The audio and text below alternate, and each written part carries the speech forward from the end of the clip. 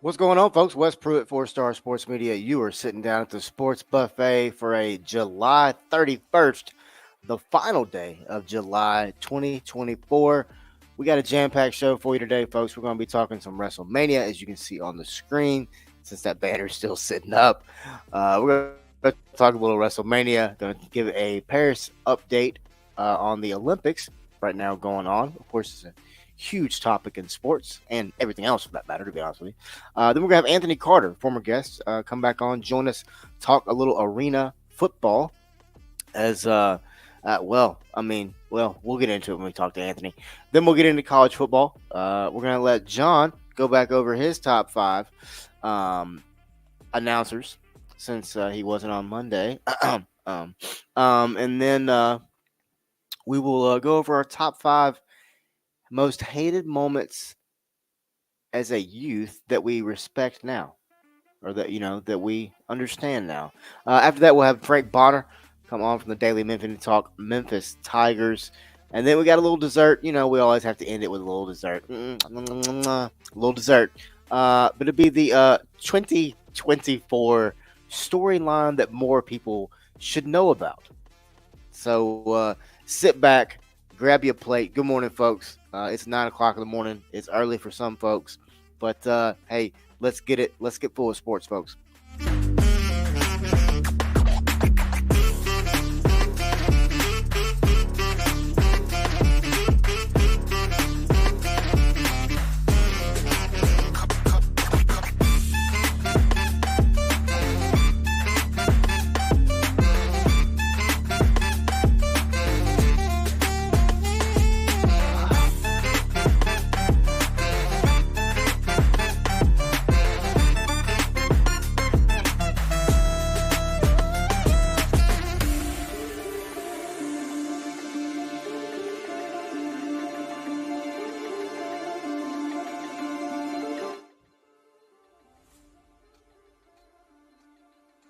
What's up, folks? Wes Pruitt, 4-Star Sports Media. Hope everyone's doing well. Thank you to everybody watching and listening right now. We've got a little live feed going of the podcast production, I guess you would say. We appreciate everybody watching. We're live right now on Facebook, YouTube, and X. Got to be live on X as well. But man, thank you to everybody watching and listening. And hey, while you're watching and listening, we just want to let you know, if you guys need tickets, let us know.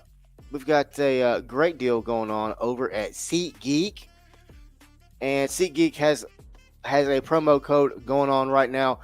4-Star Sports Media. You type in 4-Star Sports Media, it will save you $20 off your first ticket purchase. Any $50 ticket or more. And I promise you, folks, if you need a ticket for college football, any college event, any concert, any play, you can go see Hamilton. You can go see Wicked. You can take your woman out, take your significant other, whatever, out. Go have a good time. Go have fun. And you can do it with the help of us here at 4-Star Sports Media. SeatGeek promo code 4-Star Sports Media. It saves you $20 off your first ticket purchase. John Sturdivant's in the house, man. What's going on, John? You can go take your mom to go see Mamma Mia at the Orpheum. So we're gonna give the orphan a little bit of shout out, Exactly. and yeah, just take your mom to go see Mama Mia, and yeah, like you said, fall's right around the corner, less than 2 months away from when it gets a little bit cooler out too. So and Yeah. also minor league baseball's wrapping up too, so just go see a minor league baseball game while you're at it downtown. Great point. Great point. All right, man. It's the sports buffet. We, as you know, we love food here at Four Star Sports Media, and our food is really sports. So we start with a little appetizer. What that appetizer is it's a burning question of the show, followed by two poll questions, and so we'll start there. So let's go with the burning question of the show, and this has to do with WrestleMania. If you're a wrestling fan, you understand this. If not, you can listen to the show and you might be one by the end of the show. Who knows? Uh, what match has you most excited about the upcoming WWE SummerSlam Premium Live event, aka pay per view? Um, that match that starts on Saturday. Saturday,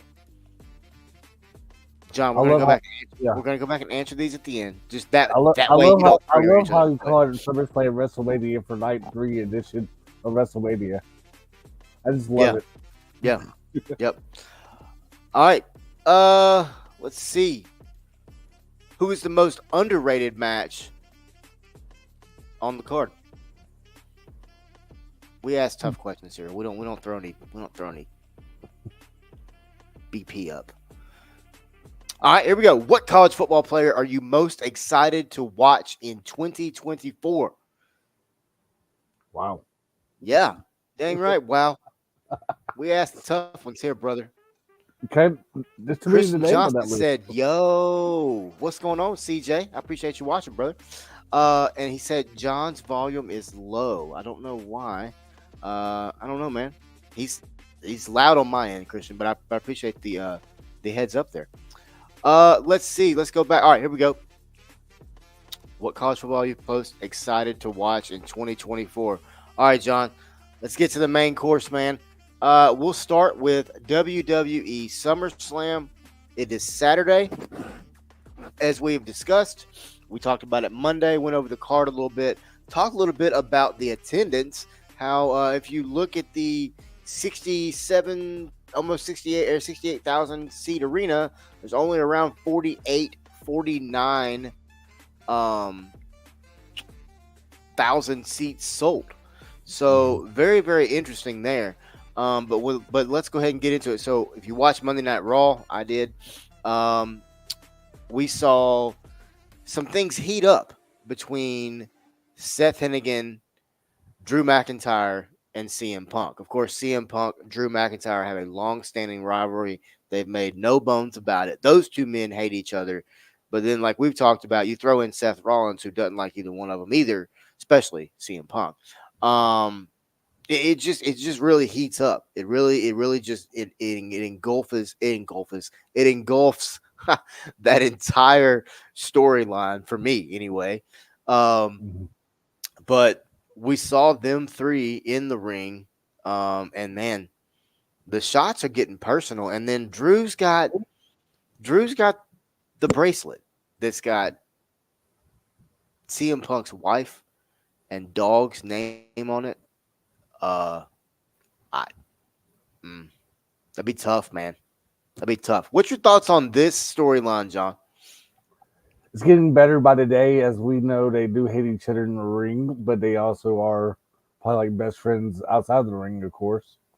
But yeah, it's getting, like you said, it's getting kind of heated. It's going to be kind of interesting on how he actually does call the stuff match. To be honest with you, is he going to do a fast 3 count? Is he going to do a fast 10 count?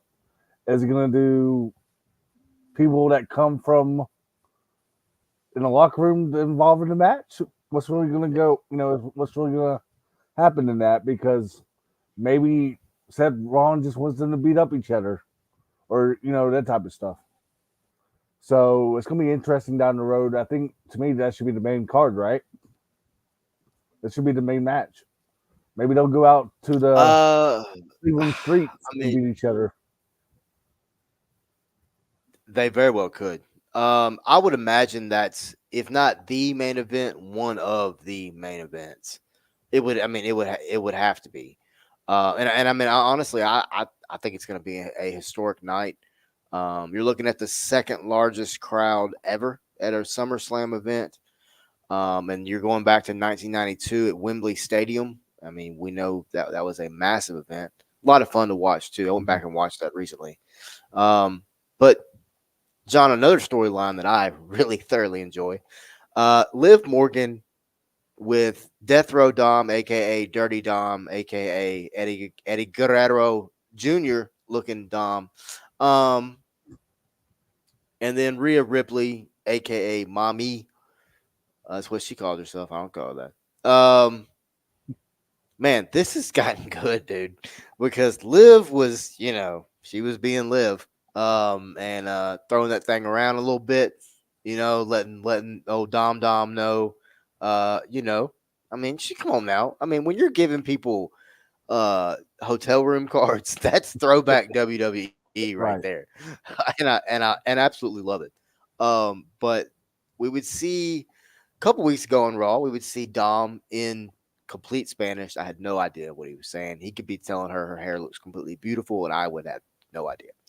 Oh, he Um, was. but he went off on her, and it was really kind of cool to watch because he was mad, and you could tell. And then when he gets to going, it's good stuff. Um, but we would start to see Liv get a little bit of revenge on Monday Night Raw. She went and I was shocked by this, John.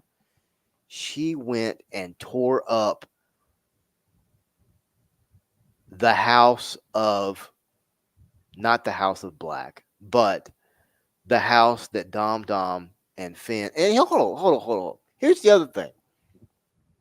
And we got Anthony Carter coming on with us here in about 8 minutes, 10 minutes, something like that. Talk a little AFL football. And we're running through SummerSlam. Don't worry. But do you not just to back up real quick? Hmm. Sorry. Does anybody has everyone forgotten that Liv Morgan got out of the car with Finn Balor I before she forgot. started? I Before she forgot. started, yeah. See, Mhm. before she started messing with uh Death Row Dom, and that's what I call him. By the way, I've called him that since he got out of the joint. Man, hard times, babe. Hard times, daddy. That changes people. But yeah, Liv gets a little psycho revenge. I'm looking forward to that match. I really want to see this as well as the Punk and Drew McIntyre, Seth Rollins thing. I want to see both of these continue on down to WrestleMania. Uh, the crowds want it. I mean, just this is also the 1 year mark that Triple H started taking over. Last year, SummerSlam was his first WrestleMania at the helm. So looking at what he's done in a year, if anybody pays attention to our social media, which obviously we see that y'all do, we appreciate it. But we posted that question the other day. With it being a year mark, what are your thoughts on how WWE is ran under Triple H? Personally, I think he's done an amazing job. And one of the most amazing things that he's done, John, is this: the Wyatt Six. So obviously, we know Bray Wyatt. That was a untimely death. But then we would see Bo Dallas, Taylor Rotunda, his brother, um, who was Uncle Howdy, and we saw a little bit of, we got a little bit of glimpse of Uncle Howdy with Bray Wyatt. But now they return. You bring back Eric Rowan, you bring over John Wayne Gacy, and you bring over Dexter Loomis, and then you bring in Nikki Cross, who I have been saying since the very beginning. And if you listen to anything I've talked about in wrestling, you can go back and listen to it. I've been telling you since day one, she's the perfect fit for anything Bray Wyatt's done. The whole psycho Nikki Cross thing in NXT was an incredible character. And then now she's got the psycho with the carry with the freaky little doll carrying the box and stuff. Like, I love it. It's great stuff. Nikki Cross is perfect in that role. So glad that they got her out of that Nikki ASHBS character that she was in. But John, we would see them unmask this past Monday night, Hmm. and it was pretty exciting as they would come out. Chad Gable and the Creed brothers were in the ring, and I'm assuming this match is going to be added to SummerSlam, probably in some way, shape, or fashion. Um, because they unmasked. They let everyone know who was under the mask. And I'll be honest with you, man. Um, it's kind of emotional to watch because you know how close Eric Rowan and Bray were. Obviously, the connection between Bray and Bo, obviously. But I love the whole Bo Dallas character because, in a sense, it's almost like he's his therapist going through this entire process. It's really cool, man. To me, that is one of the best storylines going in all of professional wrestling right now. Would you agree with that? Yeah, absolutely. Especially when, like you brought up, they just took the mask off Monday night. And I think, like you said, it's gonna be like some type of role where Adam Pierce and Triple H probably get together, and they're probably gonna agree to it and say, "Hey, Chad Gable, here's your team partner versus Bo Dallas and maybe Eric Rowan for all we know." And I think it could be a tag team match like you just brought up because it's especially the way that Chad Gable. It's got to be right because the way that Chad Gable is basically getting threatened for his life basically these days with social media, like saying you're dying and or Yeah. you're dead 1 week and the No, week you're not. after you're back alive, and then that type of stuff. Yeah. Yeah, and that's really that's really what it all boils down to is when you go back to the original form, um, it Chad Gable was involved. The original night, the debut of Uncle Howdy, we saw Chad Gable. We saw whatever had happened to his head. I mean, I can't speak on what it really was. I know what it looked like. I'm not saying that on air. But um yeah, so that WWE SummerSlam's heating up. It's going to be here Saturday night. I'm very excited to watch it. Once I get home from the old workhouse, I will turn it on and watch it. I'll probably be watching it like at the very end, which is whatever. Um, but it's gonna be a lot of fun. So, John, let's go to our next topic, man. Um, let's talk a little bit of Paris 2024 Olympics, man. So, right now, I want to talk about a sport that I thoroughly enjoy. Been talking about it on my personal social media a lot recently, and that is women's rugby. Just rugby in general, right? But women's rugby specifically. My wife follows one of the players, number two. I don't know what her name is. Um, she is. I told my wife straight up that girl could kick my tail, no doubt, no doubt about it. I think she can kick a lot of guys' tail if you just want to be brutally honest about it. I mean, if a guy is really confident and he says, "Hey, look, I'm real," I'll tell you. She, come on now, that girl drug like four girls and then put a freaking Herschel Walker shoulder into a girl. I mean, it was insane, man. But just to look at the medal count right now, okay, I know the United States is not currently in the lead. Currently, the United States holds 27 total medals, four gold, 12 silver, and 11 bronze. Swimming has 15. Obviously, there's like 16 people on a team. I mean, that's sarcasm, obviously, folks. But man, the 2024 Olympics is going on right now. I love that you can, if you're a night owl like myself, you want to get up at 1:30 in the morning, you can watch you some Olympics. I love it. But John, what's your thoughts so far, man? I mean, obviously, in my opinion, the opening games was beautiful. I mean, we're not getting into all the schematics of the social media freaking outrage on that. But as far as sports are concerned, as far as actual the games are concerned, the athletes, what it's really all about is concerned. Real quick before we get Anthony in here, what's been your thoughts so far?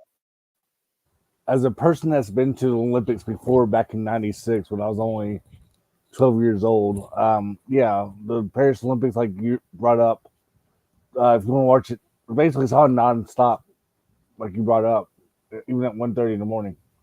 Uh, yeah, overall so far I think it's done pretty well. Like you brought up the rugby match yesterday, where the Team USA won the bronze, and they did on like the last play of the game for you know or last play of rugby. And then I'm anxious to see how USA men's soccer team is going to finish now because they finally made it to the quarterfinals for like the first time ever or in like 30 plus years it feels like. But that and I'm anxious Yeah. to see how it's going to be interesting. Also, who I hated for the most right now is Coco Golf because she worked her butt off to get there yesterday, and just to see how that match was handled yesterday, which a lot of people might not have seen it, but supposedly she was about to hit a ball, and the umpire ruled it out. Well, after looking at the replay, supposedly the referee overturned it and said it was in. And of course, she's going off on the ref and she's bawling in her eyes, and it takes a tear on somebody that way because one, you're young and you're playing the Olympics at a young age, yes, and also that. But I just hate it for her, and I'm anxious to see how the 3-on-3 men's 3-on-3 basketball team and the women's 3-on-3 basketball perform now after losing two heartbreakers yesterday after being up by like 6 points. And I don't like that shot clock, 12-second shot clock. It should be at least 15 or 20 or so, not no 12. That's like just an odd number to me. And handball too. Yeah. You can watch a I mean, little bit of I'll be handball. honest with you. I'm not, dude. I love handball. That stuff's a blast. Not a fan of 3-on-3 women's or any basketball for that matter. Sorry, you throw a pick and they're gonna score. Sorry, I'm just not a fan of it. Give me the NBA traditional street 5-on-5. style, right? But we got our exactly. We got our next guest in the background. So let me jump off screen and pull him on screen. Let's get Mr. Anthony Carter in here. Anthony, how you doing, my butt? I'm doing great. Appreciate you for having me on. How are y'all doing? Good, Anthony. Welcome back, my friend. It's great to be back. So Anthony, we're going to talk obviously a little arena football. So I don't know if you're a wrestling fan, Anthony, but the arena football championship game gave me real Monday Nitro opening episode, like literally in a mall. Um, what were your thoughts on? I mean, that's about as unique as it gets, really. I mean, what were your thoughts on them putting their championship game in a mall? Yeah, it was something different for sure. I think a lot of people didn't know much about, like, including myself, American Dream. Doing my research, it looked like they're expanding more into sports. So I know the Harlem Globetrotters have a residency there now. I think they used to have hockey games there in the past. So it was different for sure. But I thought it turned out fine. Everyone looked like they had a good time from when I was there. You had supporters from Billings travel there. Of course, you had Albany, so that was close by.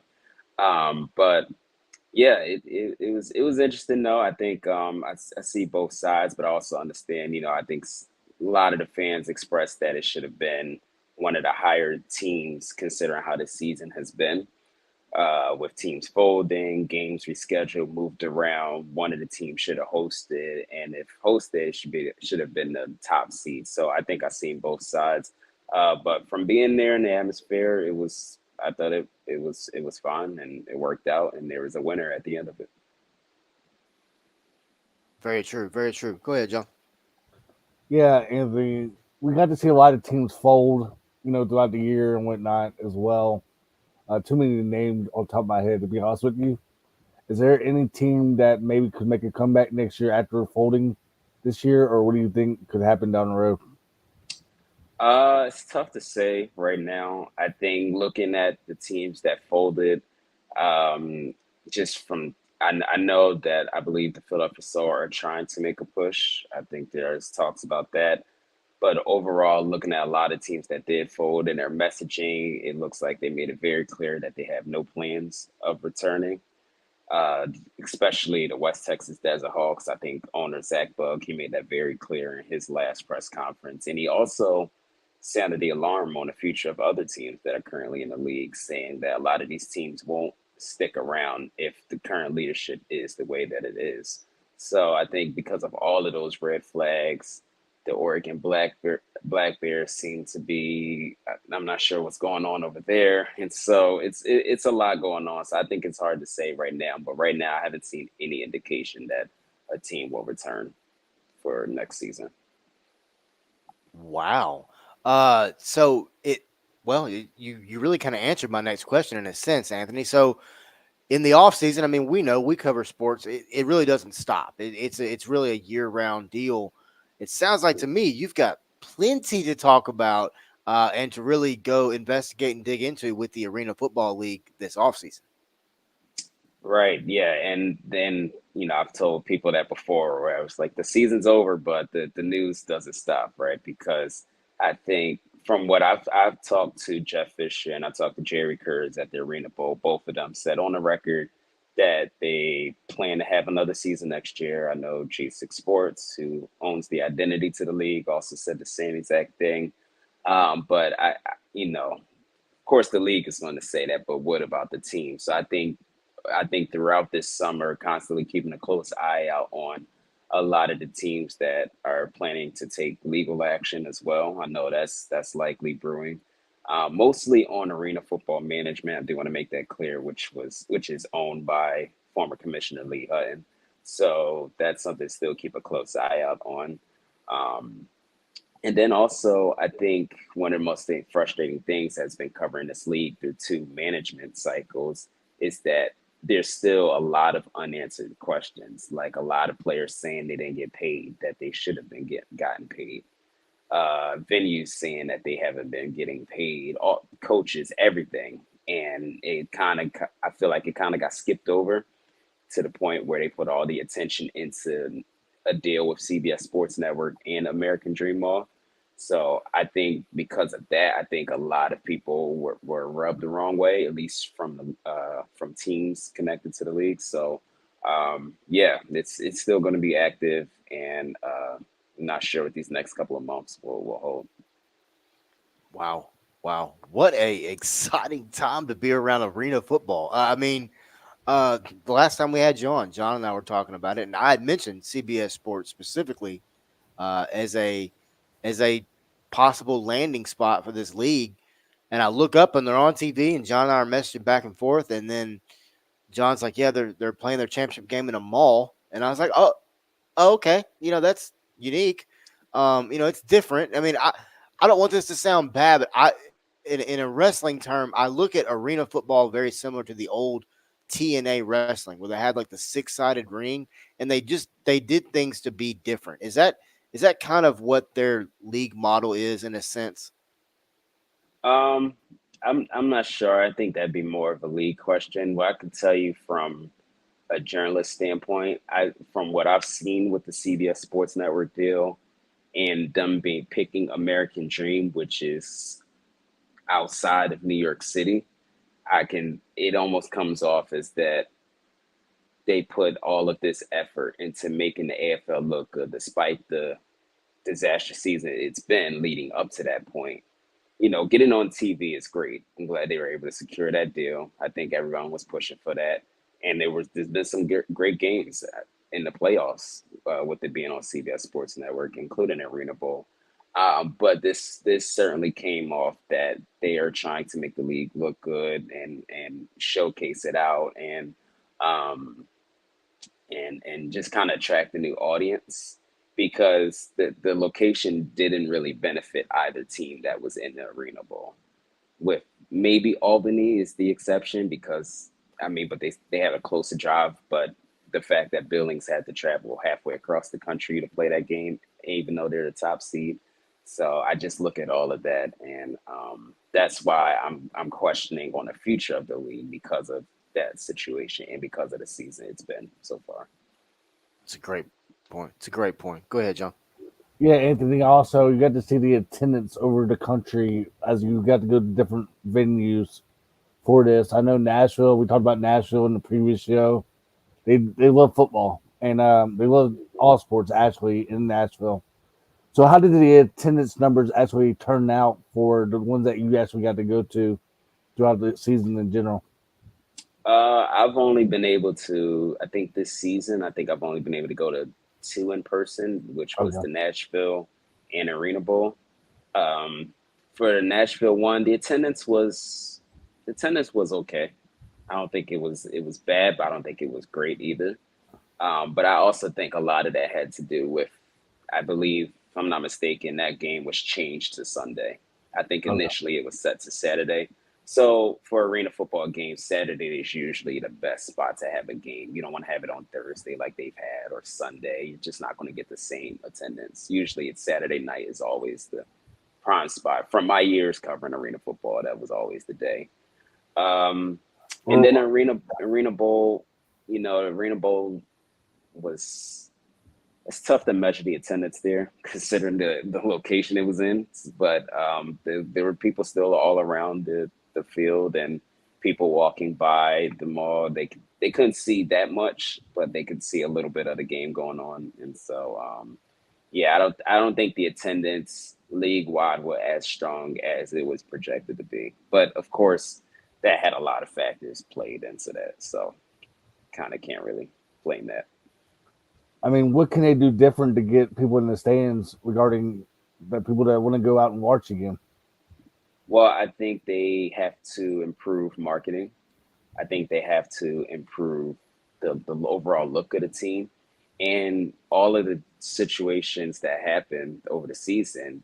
Fans pick up on that, and families pick up on that. Families of the players, so they're not going to go support something if they see something's done wrong or Mhm. games always being changed and things like that. So I think the league just has to adopt one of its older models when it comes to production. And I think a lot of that, it's tough to because of how arena football management handled this season, and now I guess they're not really affiliated with the league at all.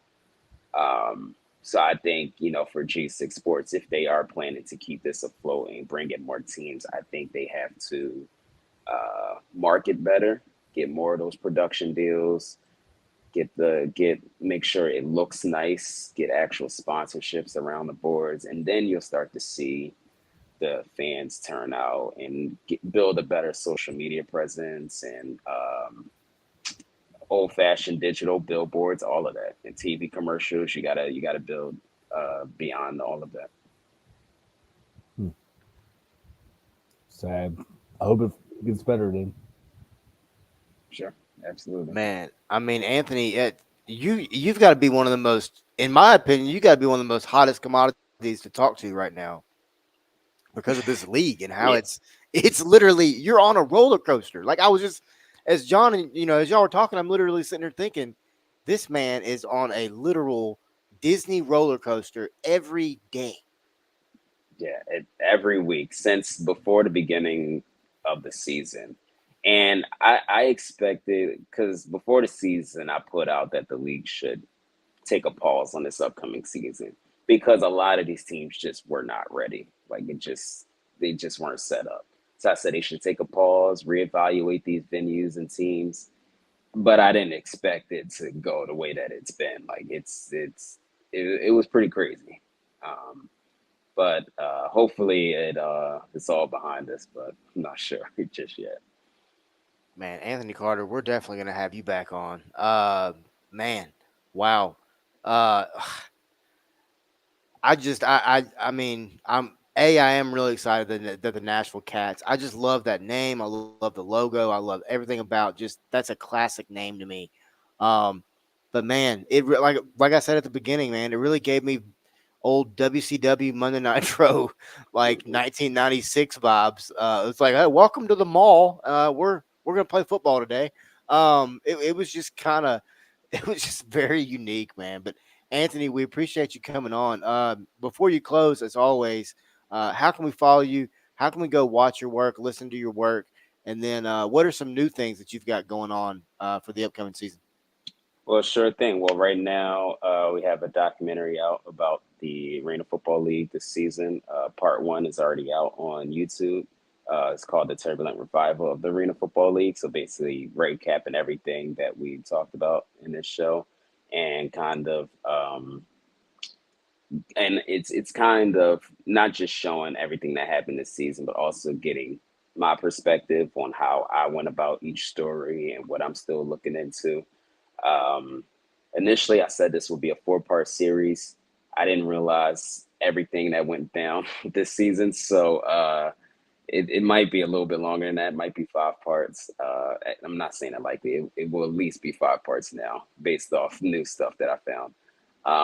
So yeah, you can check that out. Working on the next couple of parts to release hopefully soon as this week, this weekend. And yeah, you can follow at Arena Insider on everything: YouTube, Instagram, Twitter, Facebook, and our website, arenainsider.com. And you can get all the latest information there. Man, Also we're available on all podcast platforms, I should say, too. oh, okay. John, we are talking to the I mean, just cream of the crop when it comes to arena football. I'm trying to think of who I can equate you to. I was almost thinking like a Mortensen. You know what I mean? Like one of those guys that just he's got the information. He doesn't beat around the bush. He gives it to you raw. He gives it to you uncut. But that's what you want. You want true information, especially with the Arena Football League and all their just PR nightmares. Right. Yes. Well, I appreciate that. Not a Yeah, problem at all. I love your tweets at 4 o'clock in the morning when I get off work. So whenever I'm working, I always look at your first Twitter tweet to there's any more breaking news or whatever. But yeah, from a fan that enjoyed watching arena football growing up, I hope it does continue, and I hope it does succeed. And heck, if you anybody on your documentary with me and West, let us know. We'll definitely give you our insight on arena football and how we know maybe it can change down the road too. For sure. Absolutely. I got you. All right. Well, Anthony, we appreciate you coming on today, man. We enjoy you carving out 10, 15 minutes of your time for us. Not a problem. Thank you, guys. Appreciate it. Good luck to you. Think so. Thanks, guys. All right, man. Anthony Carter came on there, and John, that guy does an amazing job every single time. Appreciate everybody watching and listening. Over at the 4 Star Sports Media socials, that's at 4 Star Sports M. And John, I mean, if you're looking for an arena football ticket, Yeah. we know a guy. You can head over to You can head over to SeatGeek. When you do, go in there and create your login, write down your password so you don't forget it. You know how that goes. And then create your login, find you any ticket, $50 or more. When you do find you a ticket, $50 or more, you can go put in this passcode right here. When you throw that on there, or you know what, folks, I'll even do you one better. You can even go in there and click that QR code that's on that screen right there. You can click that QR code right there to get you a $20 discount off your first ticket purchase. And if you look on that little graphic there, if you look at the top, it says 4 Star Sports Media. That's the promo code for you to type in. Or, like I said, you can just boop, scan that little QR code right there. Yeah, we make it easy for you here at 4 Star Sports Media. You know what I mean? You ain't Mm-hmm. gotta do nothing crazy. Just boop, just click, take a little photo. But John, let's get into a little college football talk, and we're gonna start with Monday. I gave my top five in my opinion, college football announcers of my lifetime. Mm-hmm. And as John has now learned, how I do these lists is I sit down and I compile a list of 20, and then I narrow that list down to 10, and then I narrow that list down to 5, and then there's your list. So, John, I'll let you, matter of fact, I'll let you have the whole stage and go over your top five. Go ahead, buddy. Well, this is top five regarding. I thought it was just like top five play-by-plays personnel in general. So I do apologize for my number one spot, but I think it'll probably be worth it because he does a lot of multiple sports. So number five, man, you did take my Dave Neal spot at number five Monday night, but I'm gonna go somewhere different for my number five spot because you chose my number five. So I'll do a familiar voice that we enjoyed growing up on Saturday mornings while the Memphis Tigers kind of had like a night game or an early afternoon. 5:60 a.m. Shout out to Greg and Eli for doing that by putting Ole Miss football on the air. So I'll put David Kellum at my number five. Just listening to him with Dexter McCluster and Eli Manning and all them growing up was one of the highlights of me growing up. Number 4, like you said, Dan Schulman on your list, or not? You didn't put Dan Schulman on your list, so I'll put Dan Schulman and Kevin Harlan at number 4 spot because Kevin Harlan does not only NBA but he also does NFL. So I'll put Kevin Harlan and Dan Schulman at my number 4. And number 3, you said Vern Lundquist on your top 5, so I'm gonna agree with you on that. Who doesn't love Vern, except for maybe certain people out there, but I think Vern definitely deserves that number top 5 spot. But just the way that he does so much great work week in week out for that when he was on CBS. So number 3 was good old Vern. Number 2, Gus Johnson, man. Who doesn't love Gus during college basketball games and college football games as he does now on Fox? So who doesn't love hearing Gus's voice in the end zone when he goes crazy for or pick six or something similar to that? Number 1 spot. You mean a first down? When somebody gets a first down, it's like first down, first down. That too, but yeah.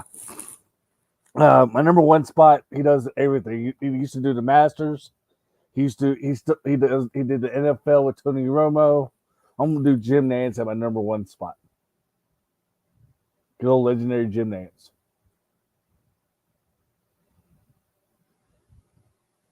Okay, so first off, I do want to say your first one was David Kellum, right, from Ole Miss. Is that correct? All right, that's my number 5. Man, I totally like you said that name and it immediately clicked. I literally heard his voice in my head. Right. That's a great honorable mention for him. I hadn't even he wasn't on any of my list, 2010 or 5, but I totally forgot about him. Great announcer. Great announcer. Yeah, it's the way he does his interviews also, man, like are top notch. Like he's not afraid to ask the tough questions at all in his press conference. Like he'll ask Lane straight up, why did the defense not do this today? And of course Lane will give that type of stuff. So yeah. But yeah, David Kellum, heck, man, like he'll ask the tough questions in his press conferences or his post game interviews, whatnot. I really think, hey, we've been listening to David Kellum since we were probably like 8 or 9 years old. It felt like a long time, very long time. Like I said, I had totally forgotten about him until you mentioned it. When you mentioned it, it immediately it's like, oh yeah, totally forgot about that guy. All right, John. Up next, it's list time. We always love a good list here at 4-Star Sports Media. Nothing better than a good list. But John, let's go ahead and let's take a look at the top 5 hated moments, like as a youth, right? But that we respect now. And I'm gonna let you go first, John. Yeah, because you got a lot of honorable mentions, don't you? Yeah, I got a couple. Yeah. My number 5, I brought up this a couple weeks ago on the show when we were talking about good old Sylvester Croom and whatnot. But who doesn't love upsets in college football? Who doesn't? I got to experience Maine beating Mississippi State. Of course, I'm over there in Mississippi State gear supporting the Bulldogs. But who doesn't love upsets in college football? So that's my number 5 spot, Maine beating Mississippi State. My number 4, I know a lot of people could say this game could have gone like a blowout because your coach is gone, your players are gone. You don't know the status of one of your star players going into the game at all. You probably know where I'm going at number 4, but just the way that Memphis competed against Penn State in that Cotton Bowl, everybody thought, well, not everybody, but I'm sure some people in the stands were like, okay, am I going to see like another University of Auburn versus Memphis in Birmingham? Because it feels like it was the same exact thing going into that game, pretty much. But kudos to the University of Memphis football team by just competing in that game is one reason I'm putting that at my number 4 spot, because they could have easily folded in that game. But the way that they all played together and played for Ryan Silverfield as the interim coach in that game is why my number 4 spot, because a lot of people are thinking this could be a blowout compared to the Auburn game down in Birmingham. My number 3 spot, as a team that you don't like growing up, but now you have a lot of respect for it, I'm going to do the Tennessee Vols. Tennessee 52, Alabama 49. I'm glad that game happened. One, because it was a shootout. Two, it was great to see because Josh Heupel's offense would eventually scored a lot of points, and this game kind of showed how much points that Tennessee can maybe light up the scoreboard down in the future. So, yeah. Also, funny story on that. I betted $5 on Tennessee back in the day, and I ended up cashing out. And I ended up when Tennessee made that kick, or when Tennessee fumbled that, before that, when Alabama capitalized, I cashed out. So that's a funny story regarding that. That's why my number 3 spot. Number 2, I won't do another University of Tennessee game, but University of Tennessee versus the University of Georgia, where Joshua Dobbs to Juwan Jennings at the end and on that Hail Mary. Who doesn't love a Hail Mary to end the football game? Yeah. And then number 1, Alabama Auburn kick 6, man. Like going down to that last play, just like the other games in general. So who doesn't love endings the way that, who doesn't love college football endings the way they have been happening? So that's my number 1 spot. Alabama Auburn kick 6 to end the top 5 list. No doubt, man. So like I said, I compile mine from 20 down to 10 down to 5. I'll go ahead and give you my 5, then I'll give you a few of my honorable mentions. Number 5 was kick 6, Auburn, obviously Auburn, Alabama, 2013. Incredible game. Um, so much fun to watch for sure. Um, I got to go with the Boise Statue of Liberty. At the time, I didn't really. I mean, I was going. I mean, I would have liked to have seen Oklahoma win that night. I remember exactly where I was. I remember exactly who I was with. Um, because that person I was with screamed out "Statue of Liberty," and then they ran it. So, but if you know that person, he screams it out just about every chance he can get. It's his favorite football play. Um, but I mean, now I mean, growing up, maturing, all that. Uh, Now I understand. Um, you know, just really what that moment meant. I mean, that was a massive win for Boise State. Um, and it was a win that's going to live in history forever. Let's see, man. I got to go. I didn't like it at the time, okay? Because I wasn't going for USC. But in reality, without this game, we don't get USC Texas national championship. So I got to go with the Bush push. Notre Dame, USC. That was what, 05? Um, man, yeah. I, you know, at the time it didn't click. I was mad, and then I watched that national championship game, and then I was really happy because but golly, yeah. Man, this is gonna be a tough. So at the time, I hated when this happened, and now as an adult, I respect it. But I got to go the 1998 national championship between Florida State and Tennessee, and I know that is going to shock a lot of people I know. Um, and I could be taking out of the will for it for all I know. But um, man, I mean that game was just incredible. I mean, when you go back, I've gone back and watched that game numerous times, front to back. Incredible football game, defensive battle, offenses were rolling. Look, if you go back and look, just listen to the names that you hear called during that broadcast, and you'll realize just it was a monumental game in college football history. It really, really was. All right, man. So I gotta go. It happened in 1994. I believe it was like September 14th or 24th, one of the two. Um, I know where I was because I was walking out of Liberty Bowl Stadium with uh my family, my stepdad, and all them.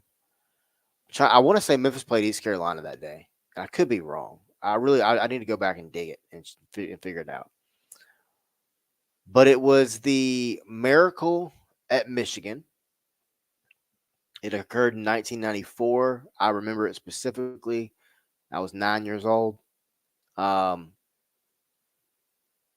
Colorado at Michigan. Cordell Stewart was the quarterback for Colorado, and he threw up an absolute Hail Mary. And it was caught in the back of the end zone or in the end zone by the Colorado player to get the win. Um, that's at the time I was like, oh man, dang. But now, man, as I've gone back and looked at that, oh, that's classic stuff. It really is. I mean, and I don't feel like there's moments like that now.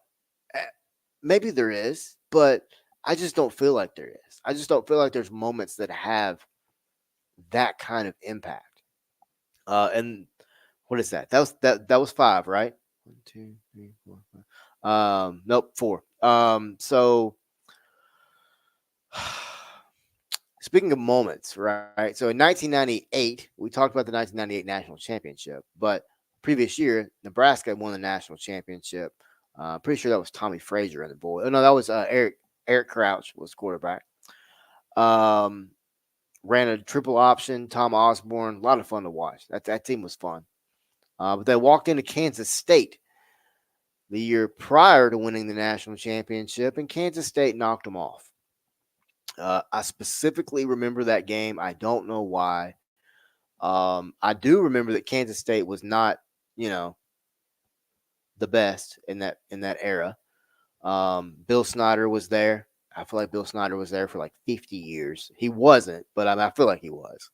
And that's a legendary coach that I don't think gets talked about um, as much as he should, to be honest with you.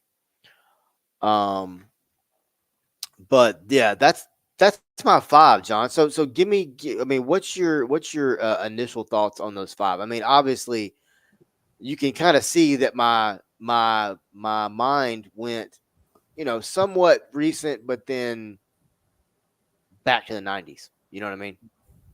I like the list. It's hard to remember those games, to be honest with you, except for it's hard to remember those games except for the Tennessee Florida State game. Like you brought up, too many great players in that game. Anywhere from Al Wilson to Cedric Wilson to Chris Winkie to whoever was else was playing in that game, but too many NFL stars down the road. Let's just say that. 100%. Um, I like that list. I think to be honest with you, you brought up the Colorado, Michigan.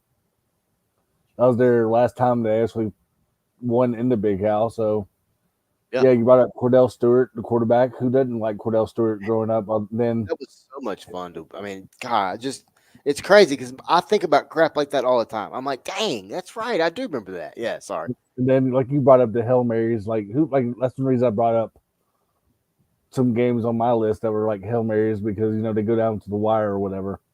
And then look at the future now. Like look who's teammates again. You got Juwan Jennings and good old Joshua Dobbs playing each other in the NFL with each other now in the NFL. So looking at memories like that could always come down the road and be successful down the road as well. But yeah, amazing list. I'm just trying to remember some of them because we're showing our age a little bit right now.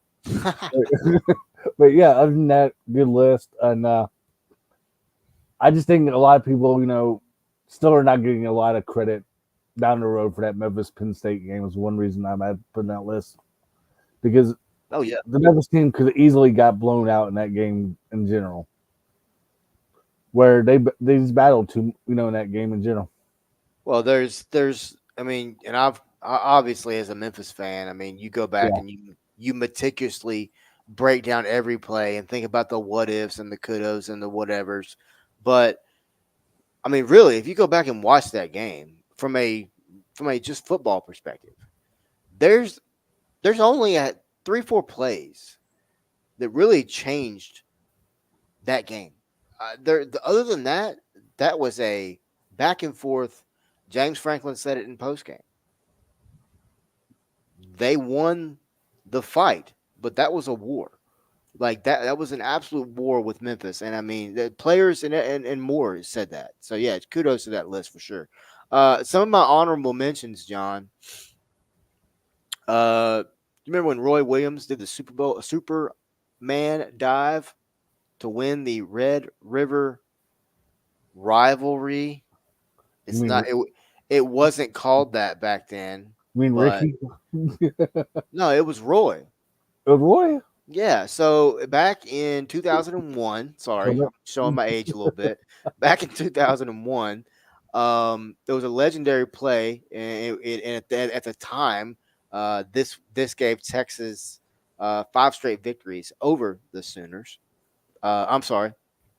Um, so you would have with about 2 minutes left in the game. Oklahoma was up 7-3. Texas took possession near its own goal line, and Williams would perfectly time a leap over a cutting blocker uh, and deflected Chris Sims' pass into Teddy Lehman's waiting arms. The touchdown would seal Oklahoma's second of would be 5 straight victories over the Longhorns. You forgot about that, didn't you? I don't remember that game at all, to be honest. Exactly, exactly. And then I'm sure a lot of people remember this. I remember this because I'm pretty sure this game happened. I want to say this game happened on Jefferson Pilot, but it's the Bluegrass Miracle from 2002, and it was more than a decade before Nick Saban, um, you know, was the goat. But anyway, LSU took on a Kentucky team, and the Wildcats surged ahead in the fourth quarter, putting LSU on the brink of defeat. Kentucky players even drenched head coach Guy Morris with the customary Gatorade bath, soon learning to never celebrate a victory until it is over, as we would see a miracle in the Bluegrass State. That's why it's called Bluegrass Miracle, people.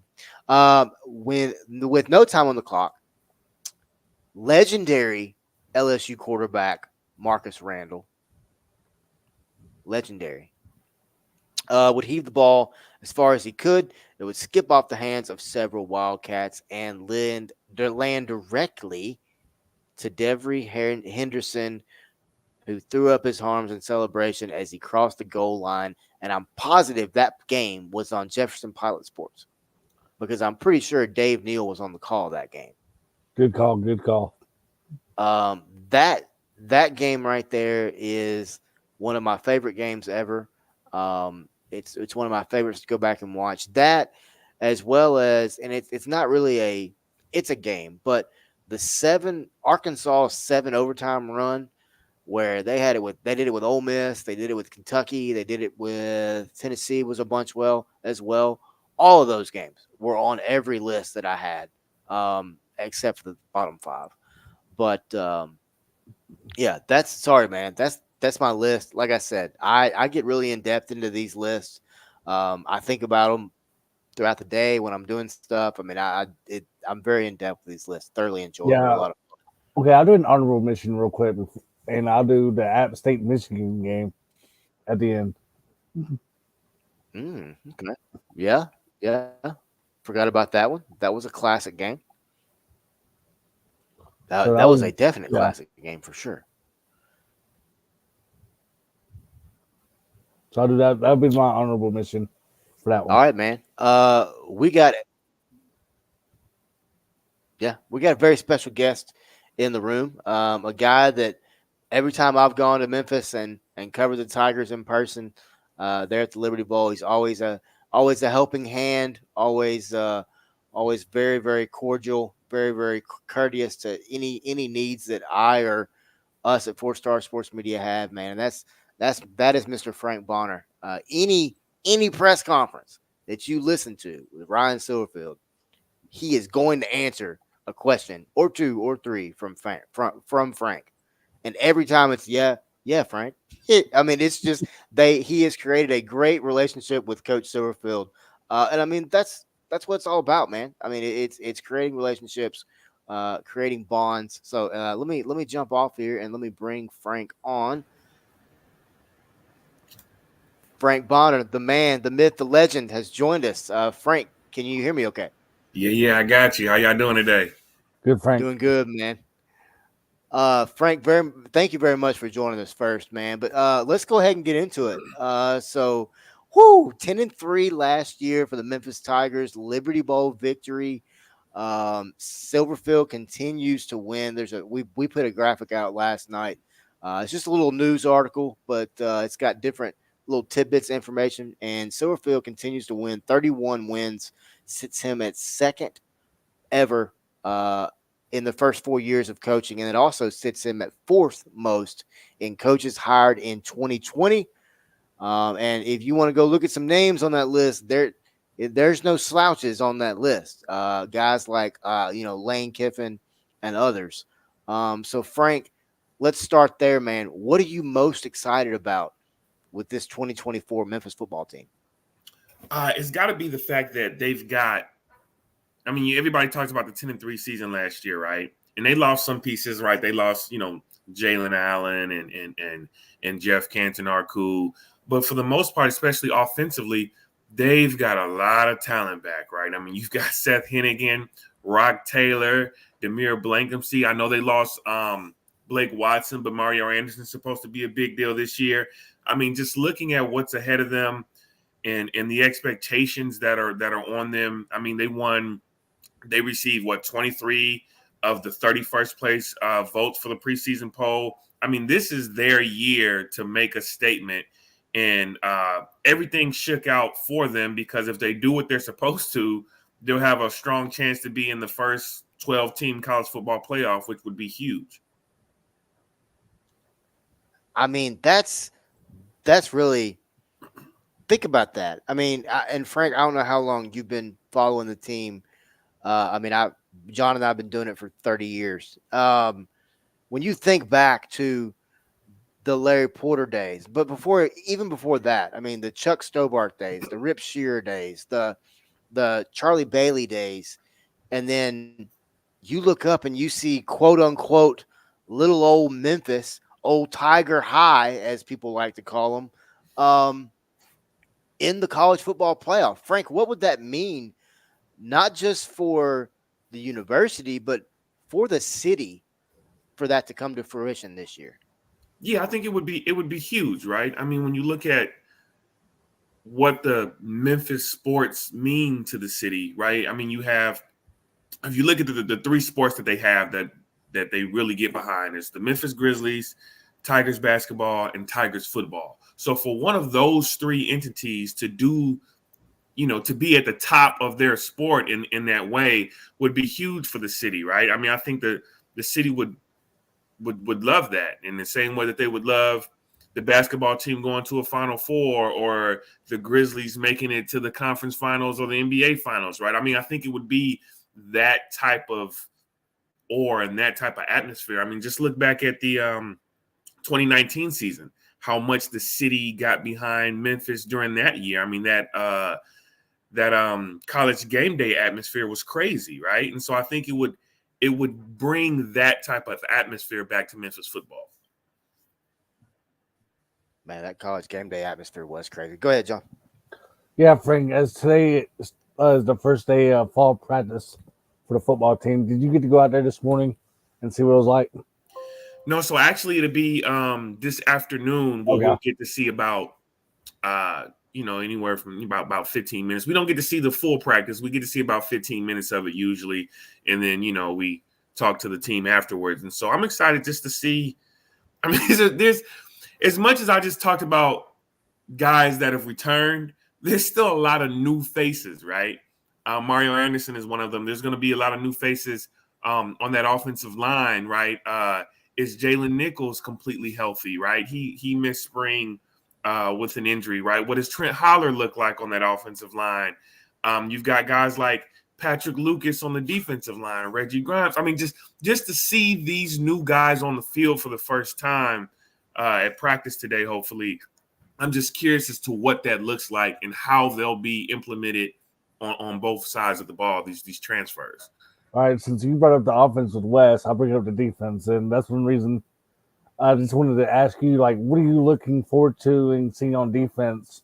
Because because me personally, Wes and I have brought this up. A lot of players are playing different positions, whatnot now, and under the new defense coordinator. Well, he's not new, but he was the interim, for the bowl game, and then now he's the official, defense coordinator and whatnot. But he's talking about some players on defense that might have changed some positions in the offseason where they're playing a different position now. I think Greg Rubin might be one of them too, right? Yeah, he's gonna be at safety if I'm not mistaken. Okay. So what kind of players that might have switched positions in the offseason? What kind of impact can they make at their own position, new position? Man, to be honest with you, defensively, I think it's the thing to look at the most are those DBs, right? I mean, we mentioned Greg Rubin, right? Davion Ross is back, right? And so, like, who's going to be playing corner? Who's going to be playing safety? The defensive secondary, since my time on the beat, has always kind of been a area of concern as the season goes on. And so I'm curious to see how they're going to plug those names. They've got some names, right? They've got some guys, but how are they going to plug them to make that defensive secondary work the way it's supposed to? And if they can get that defensive secondary under control, I mean, they're the brightest spot of the defense we know is going to be the linebackers, right? I mean, you've got Chandler Martin, who was all AAC last year. They brought in Elijah Herring, who was the leading tackler over at Tennessee. So that linebacker group is going to be it's going to be tremendous, I think. But the DBs have to kind of match that energy. Just turn around and look for the football. Yeah, man. I think I'm curious to see. You asked me, about practice. I'm curious to see who's going to be lining up where in the backfield, the defensive backfield.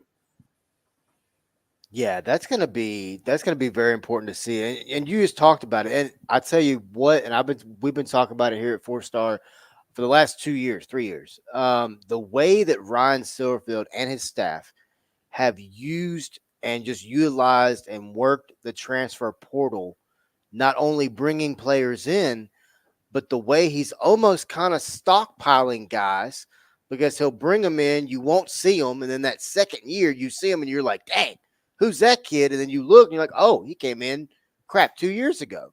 But you look at guys like Jordan Greer, safety out of Indiana. You bring in everybody freaked out last year because they said Silverfield was interviewing in Indiana.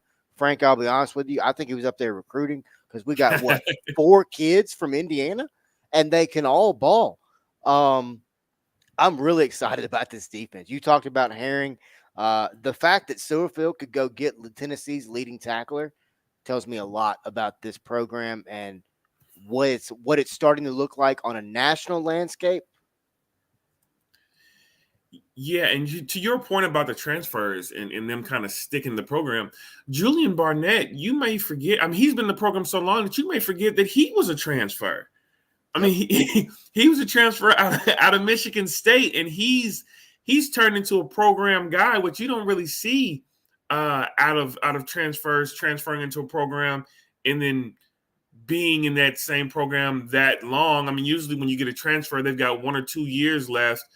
So having a guy like Julian Barnett, who at this point, you might as well have got him straight out of high school as long as he's been here. And he's a guy who the coaching staff thinks had a really good spring. And so I'm excited to see what he's going to do this year.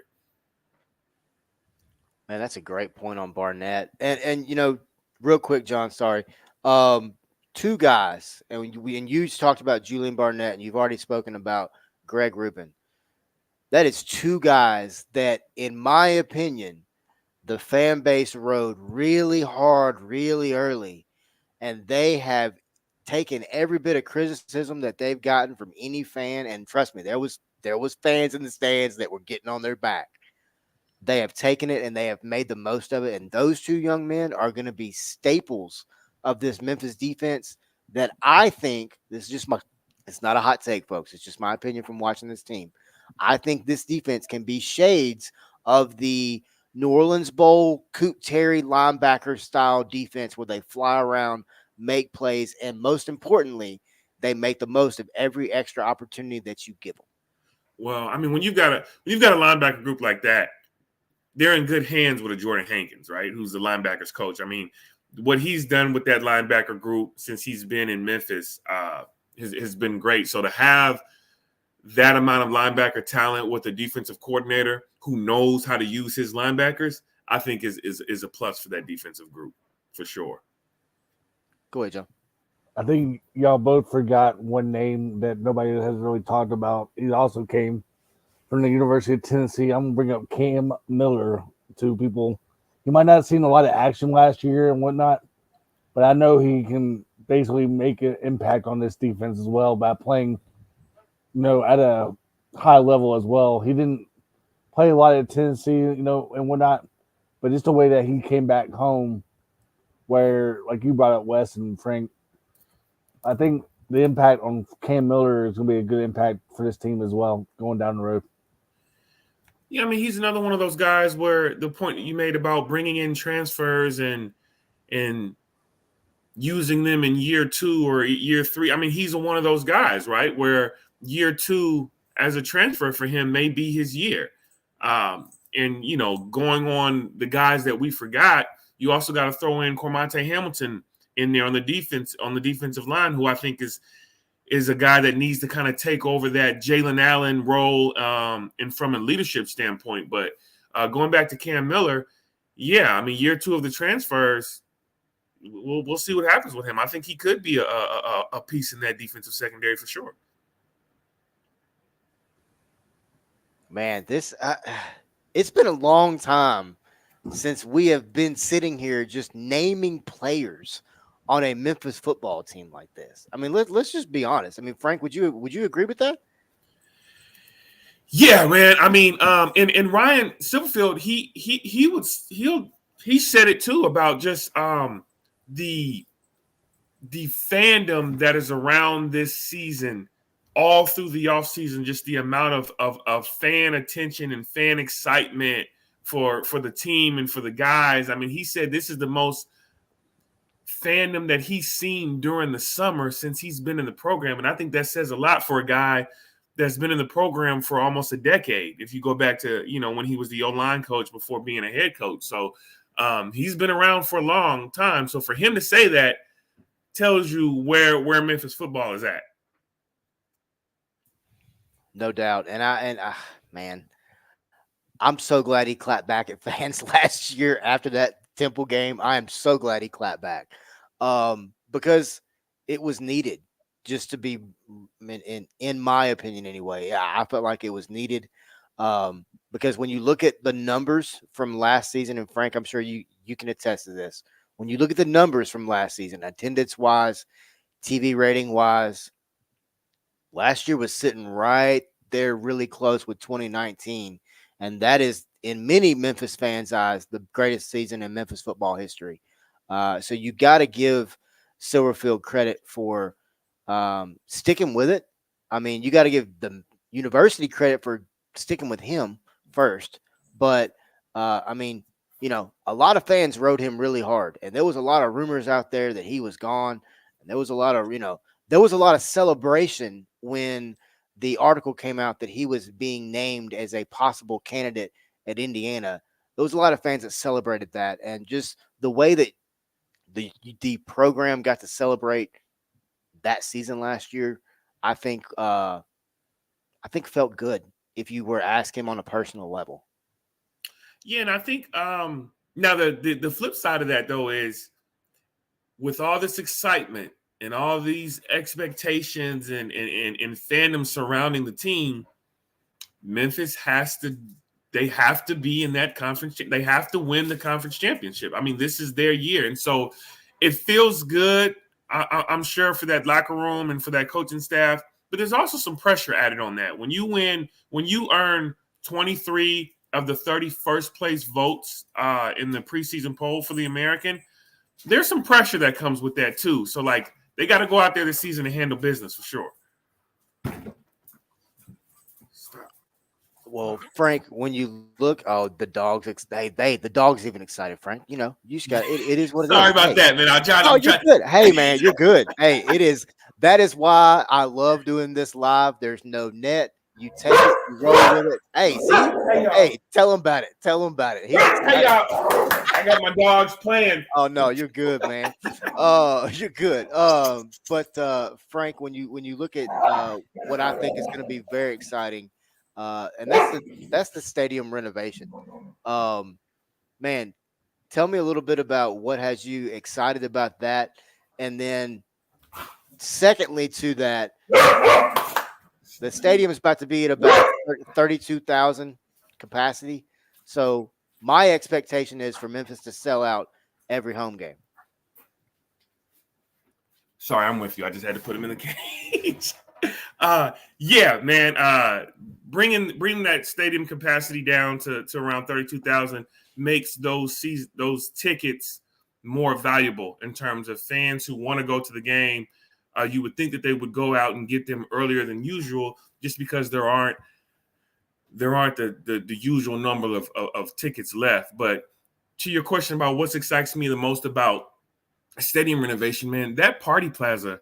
I'm sure you guys have seen the renderings and what it's expected to look like. That party plaza, I think, is going to be really nice for the Memphis fans once it's all said and done, to be able to just kind of hang out and walk around in that area during the game, for folks who want to stretch their legs, or maybe you've got kids who don't want to sit in the seat for 4 quarters and you can go mingle there. I think that's going to be a really hot spot for the fans when it's all said and done.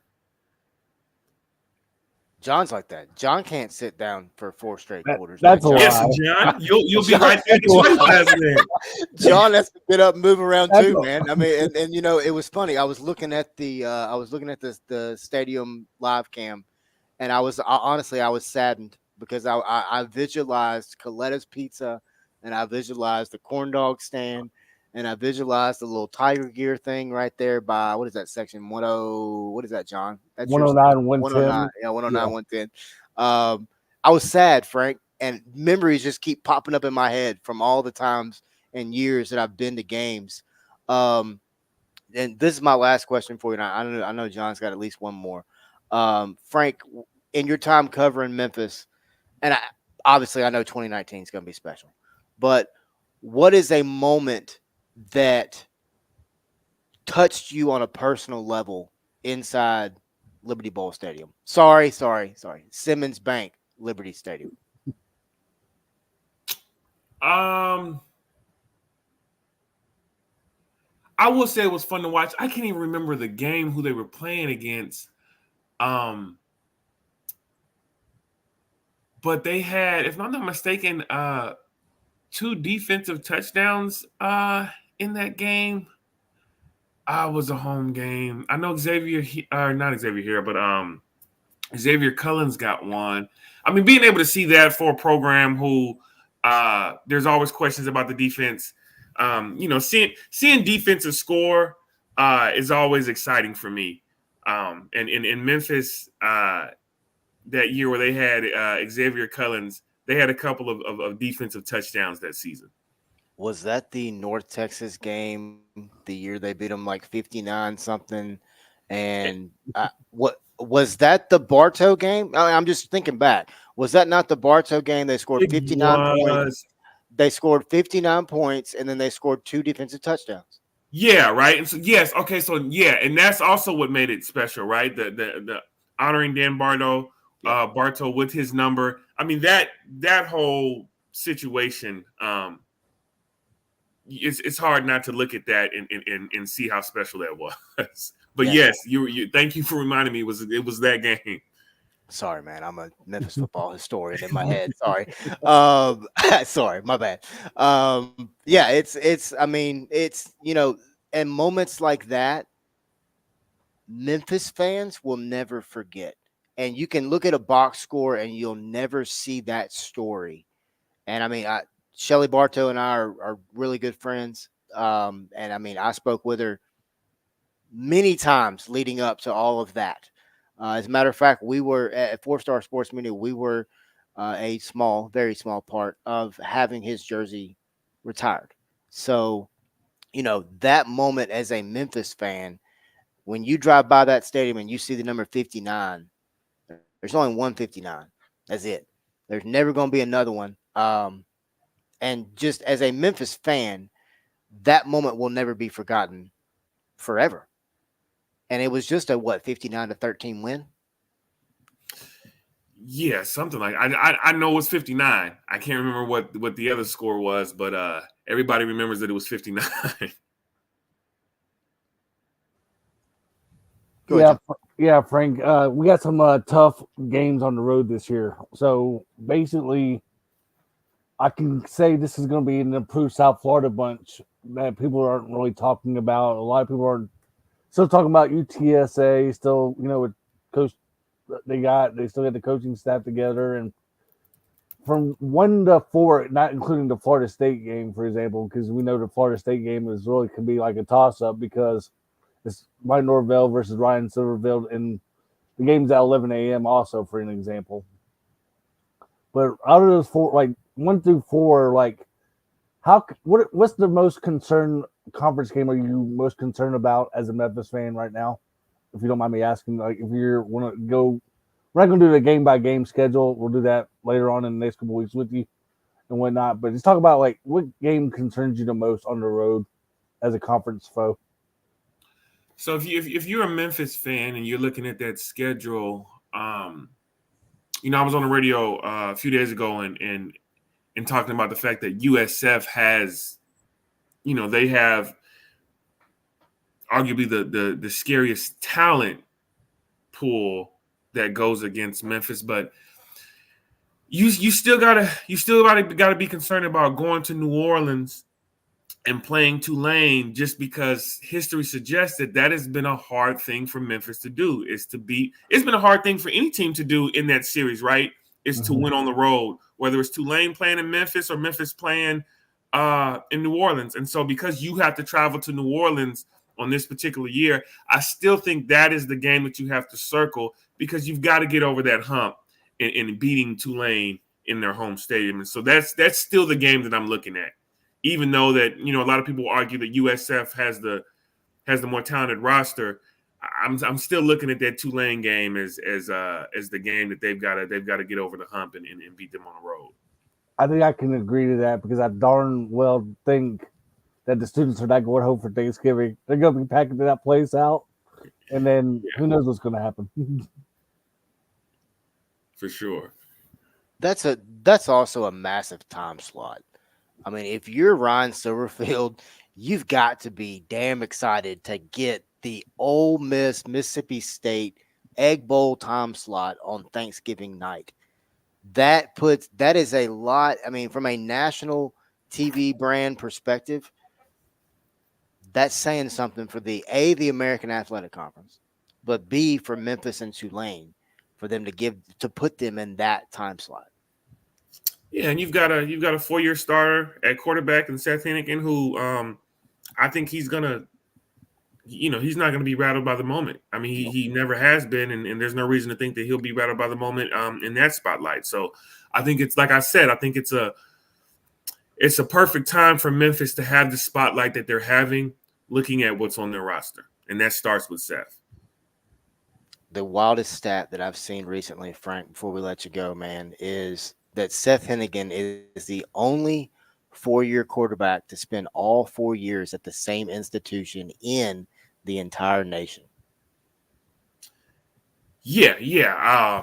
I mean, you know how college football transfer portal, I mean, it's running rampant, man. I mean, especially not being at a Power 5 conference, right? A lot of quarterbacks who play at the level Seth has played, they would jump to a Power 5 conference, but Seth stayed put, and he's looking to be rewarded for that this year. Yeah, and Yeah. People wanted Seth Hennigan. Let's just make no bones about it. Anybody that tells you otherwise is wrong. Just to be brutally honest. Go ahead, John. Yeah, Frank, my last question, real quick. Me and Wes like to do a list around our shows the last couple weeks. So, as a Daily Memphian beat writer, we want you to give us your top 5 road games that you have actually covered as a Memphis beat writer for the Daily Memphian. You said my top 5 road games? Yeah, top 5 road atmospheres that you got to cover as a Tiger beat writer so far. Well, ECU's road game atmosphere was insane. That crowd was that crowd was rocking in that 4 overtime game. Man, that was a tough atmosphere to play in. Obviously, you've got UCF in there.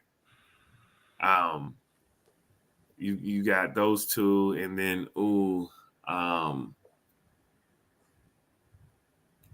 I'm gonna say the North Texas game just because how close that game was, and like if I'm going to my favorite road games, that North Texas game, just because that the way that game played out, that's in there, right?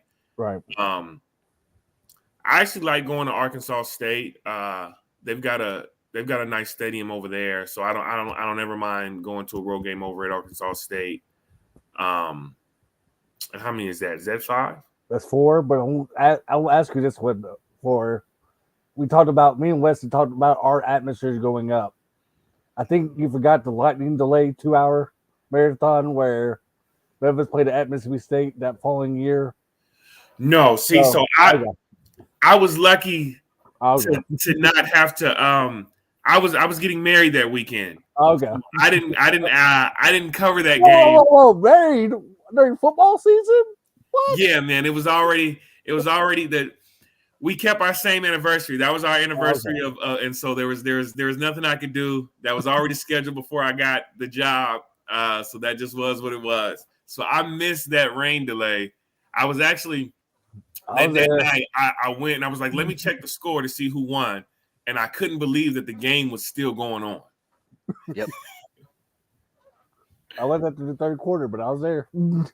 Yeah. So that was an experience that I didn't have to shoulder on that weekend.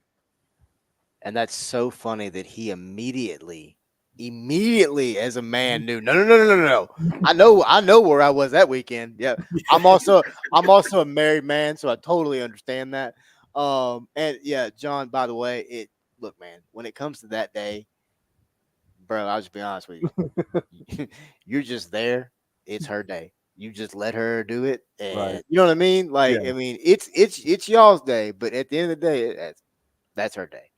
You just let her have it, and you're just kind of there. But man, that's so funny that Frank was like, no, I know exactly where I was. That's funny. Yeah, that was a big weekend. But man, Frank Bonner, thank you very much for joining us. We appreciate you carving out some time for us this morning here on the Sports Buffet, where it's a little bit of this, a little bit of that, but you always get full of sports. All right, y'all take care. Appreciate y'all having me on. Appreciate it, man. Frank Bonner came on, and John did an amazing job, man. Incredible job from Frank. John, speaking of Memphis football, as we go to our dessert portion, we talk about a 2024 storyline that more people should know about, right? I mentioned it at the very end, and that is Seth Hennigan. That's a story that I feel like more people should know about. He's the only quarterback in the nation that has spent all 4 years at the same college. I mean, when you look at, like Frank said, it's the wild, wild west out there right now. Yeah, definitely. And then my other question is this. Sorry, my bad. My other question is this. You made a great point because he could have gone elsewhere. Like I forgot who wrote it. Forgive me. It could have been Frank. It could have been Jonah. I forgot. I read so many different articles this week regarding football to keep up with. So forgive me on that. But yeah, it was a tough decision for him. He could have gone elsewhere, but he decided to stay loyal. Yeah, and but I mean, it wasn't just him. I Yeah, mean, there's coaches on the staff that stay loyal too. And the fact that Silverfield was able to hang on to not only offensive coordinator Tim Cramsey, who has done an incredible job. When you look at Memphis, I believe they're the number 17th ranked scoring offense in the country last year. Um, Incredible, or top 10 scoring offense in the country last year.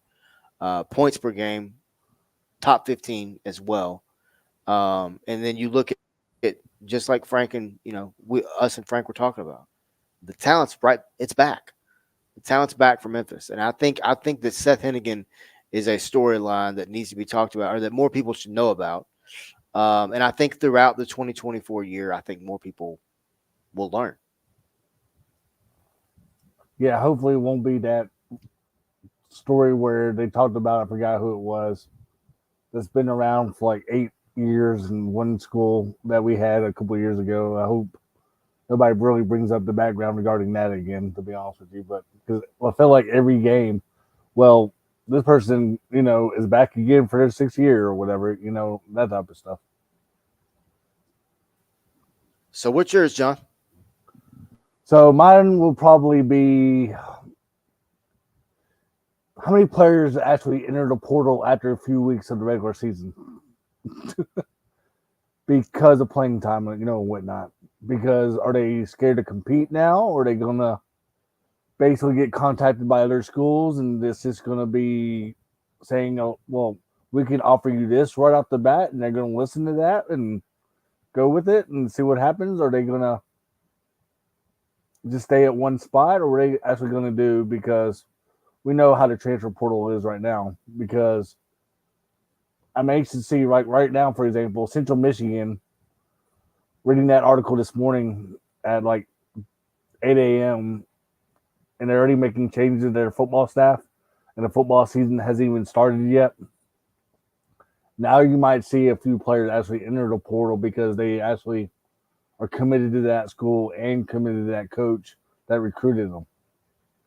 So I'm anxious to see how many players actually go in the portal after like 2 or 3 weeks into the season, where they might not be happy about playing time, especially when you got a team playing a one AA school and you're up 35-0 after that first quarter, whatnot.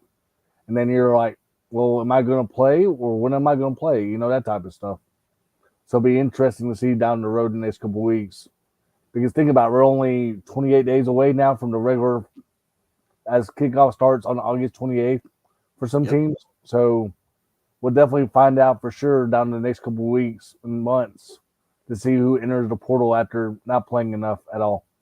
No doubt, no doubt. All right, man. Let's jump back to the burning question of the day and get our answers. So, what has you most excited about SummerSlam? Go ahead, Johnny Boy. I'll go with right now. I'm going to do the Cody Rhodes versus Sequoia. Are we actually going to see Roman Reigns actually come back? Who's he going to help? Is he going to help family, or is he going to help Cody? And then are we going to see Jimmy Uso come back as well? So it'll be an interesting match regarding that to see who actually is coming back this weekend, because the SummerSlam is the busiest summer of the year regarding traveling per se too. Yeah, it's gonna be crazy, man. Who do you got? Man, it's tough, man. So it's not just one. I mean, honestly, it's not. It's not just one. I'm excited for the entire event. The way that it's been built, the way that just each of these storylines has just slow. It's been a slow build. Have slowly kind of been built up. Um, even the LA Knight. Yeah, and what's his name? Oh, skinny boy Paul. Yeah, Logan. Let's get the Uh, energy drink ready. yeah, exactly. Prime, baby. Um, no, so I mean, honestly, each match has me excited in its own way. But man, I gotta say, probably CM Punk, Drew McIntyre with Right. Seth Rollins, just because man, there's so much animosity there. Like there's so much hatred between those guys. And I honestly think that it's gonna go a little bit further than wrestling. To be honest with you, I think it's gonna get a little bit real. And I think that WWE is starting to learn that they can blur that line between is it wrestling, is it real, you know, things of that nature. They're getting ready. Let's not forget WWE moves to Netflix starting in January of 2025. With that, there's no more censorship for WWE. So expect them as a company to start to push the envelope a little bit more as they go, or figure out, okay, I can go to here. Okay, how do we get there? We do this. We're not going to get kicked off TV, but we can do all this. It's going to happen because they're going to start pushing the envelope to get people to tune in to that Netflix product. I can't wait. I mean, I'll be honest with you, as a wrestling fan for what am I, 39? I mean, 35 years. I mean, since I was 5 years old, I've been watching wrestling. Um, yeah, I can't wait. More I home can't wait, break-ins. dude. Oh, dude, it's gonna be crazy. I mean, we thought the bra and panty match was nothing. No, I mean, it's yeah, it's gonna get crazy, man. It's but I think at the same time, WWE is gonna have to. They can't go too extreme Mm-mm. because then they lose viewership from the families that they've always catered to. So it's going to be a happy medium, and it's going to be a fun happy medium to watch. But yeah, man, I'm excited about the entire SummerSlam. Like I said, I mean, all right, let's go. Poll question number one, John. What is your most underrated match of WWE SummerSlam? I'll do the LA Knight versus good old Logan Ball. I agree there. I agree. And I'll say that because take nothing away from Logan Paul. He's a hell of an athlete. You can't. The guy is fun to watch. He flies through the air. Have you seen some of these photos where he's like way up here? The ring's way down here. He's way up here. Right. I mean, just squirreling. Just getting after it, man. I love it. That match, I think Liv Morgan, Rhea Ripley is going to be pretty. Depending on where it's put. That's the other thing with all these matches is you know what I mean? Like if you're Rhea Ripley and Liv Morgan and you follow, I don't know, the Wyatt Six and Chad Gable, you know what I mean? Chad Right. Gable and them, the crowd's gonna be amped up after that match. And then you gotta top it or you gotta follow it or you gotta keep the crowd in there. That's just gonna be tough, man. I think that's gonna be a very underrated match by the time it's all said and done. All right, John. Ooh, this is a good one here. I like this question. Yeah, buddy. You knew it was coming. I don't know why you ain't been Yeah. thinking about it the whole time. All right. What I college football tried. player are you most excited to watch in 2024? Okay, I'll rephrase that question real quick. Mm-hmm. Football player, I'll do football players for example. I'm anxious. People are still thinking about Deion Sanders. They're gonna win 4 or 5 games this year, which Yeah, now you can do team. yeah. Team's fine. I want to do I'm just saying I'm excited to see how he's going to do in year 2 in the new Big 12 I agree. I agree. because with Travis Hunter, I want to see how many snaps Travis Hunter actually plays on the defensive side of football. Is he going to play more receiver? Is he going to play more corner? Or what's he actually going to do? Because we know he's going to be NFL quality down the road, but is Deion finally going to be realizing how many snaps is he going to play on defense at the next level, per se, to the receiving core that Colorado has? I think it's just because it's year 2 under Deion Sanders, and they're talking about For example, people out there on ESPN and Fox Sports, and whatnot, right now are saying, well, Deion Sanders can win at Southern Cal. Well, he hasn't done nothing yet in Colorado. Could this be an exciting year right now for Colorado? Because some people are still saying Colorado does still have a shot of winning 6 games. Right now, on top of my head, I can only see them winning 4 or 5 games again, to be honest with you. But how are they going to do in year 2 in the new Big 12 under Deion Sanders? And then I'm going to do another one, a local product here out of Memphis.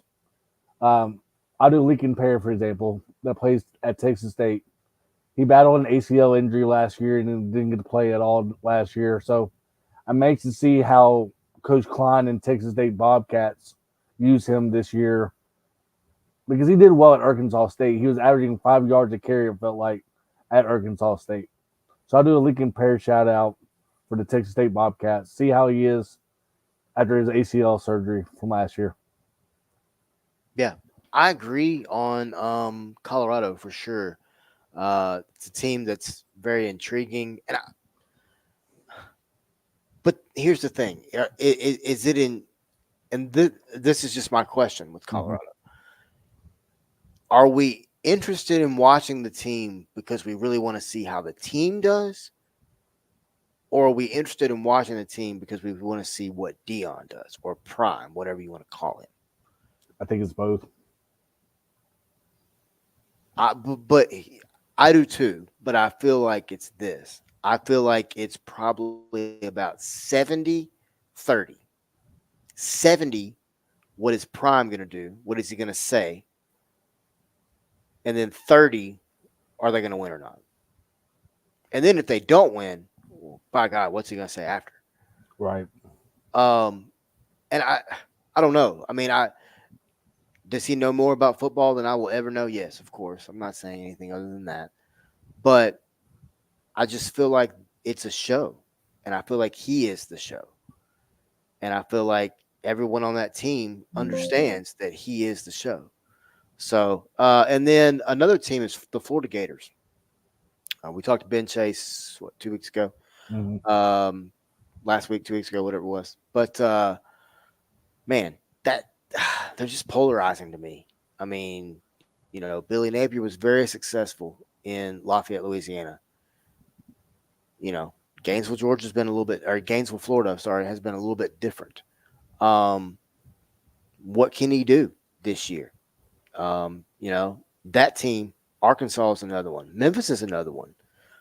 Notre Dame, man, damn. Wake Forest is another one. 4-8 last year. Is the slow mesh gonna get it going this year? Which is the stupidest crap that people just go after that anyway. We gotta get Tony Syracuse back on here too. But man, Sports Buffet is the final day of July, folks. We are looking at August 1st tomorrow. School's getting ready to be back in. Teachers are hustling and bustling, getting their classrooms back together and such. Look, man, hey, our timelines are about to be flooded with the little kid in the backpack, ready for school. But Photos. Photos. Yep. I want to be a fireman. Different stuff like that. But no, I mean it's all enjoyable. The parents love it. The kids don't love it, but man, when they become adults, they'll really kind of like our topic earlier, man. It happened earlier, but you respect it now. So, yeah, man, good show as always. We appreciate Frank Bonner coming on and talking Memphis Tigers. We appreciate Anthony Carter coming on and talking arena football. Also, we will get a link out to the documentary that Anthony was referring to on all of our social media pages as well. That way you can go click the link and watch the documentary. That's what I'm getting ready to go do here shortly. But thank you to everybody watching and listening. We will be back on Friday for more on the Sports Buffet, where you can come sit down, relax, get a plate full of information, and get full of sports 3 times a week right here on the 4-Star Sports Media Network.